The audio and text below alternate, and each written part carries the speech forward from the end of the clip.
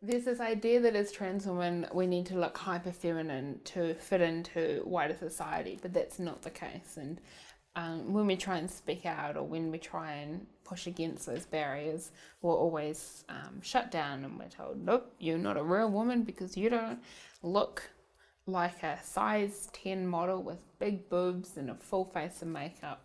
And the reality is that even for a cis woman, that's not an achievable goal. That's just not society that we live in these days. And so, resilience for me is finding your voice when those other people are trying to shut down those ideals.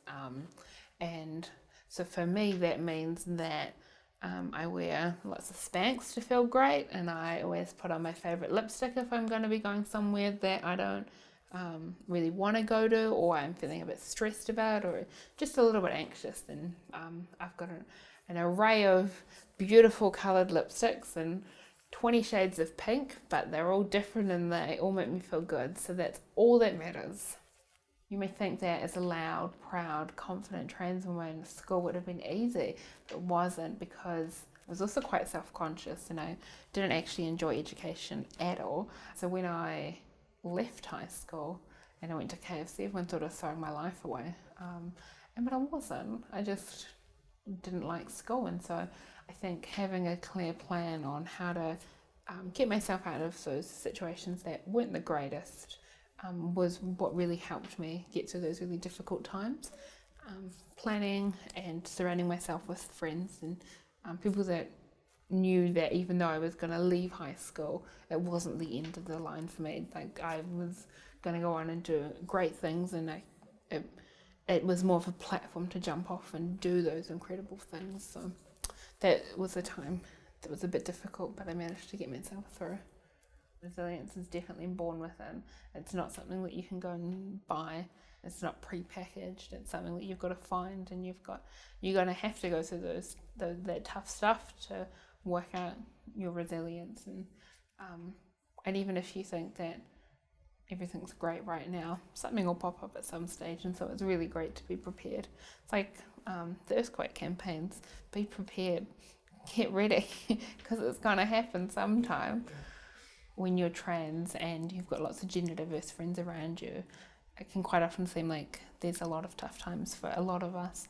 And so, like, one thing that we always do is we look after each other, we make sure that we're always there, we listen to our friends, we catch up for brunch, and we go for picnics, and we spend time with each other, and we sit and we listen, and we make sure that they're aware that we're here for them no matter what, and that we can help them find support that they need wherever possible. So some of the resilience assets that I picked up as a younger person, I've now brought into my adult life, and I have really tried to install and push those in a positive way through my public channels and the volunteer work that I do. The biggest things that I try and communicate there wherever possible is empowering young people to know that their identities are valid, and that who they are as people are valid, and that they can do anything that they want. When they come out,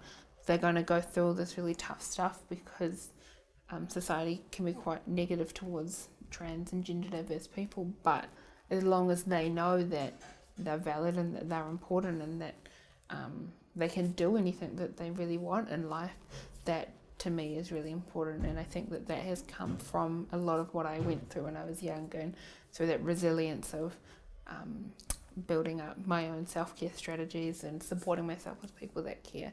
It really helped me pass it on.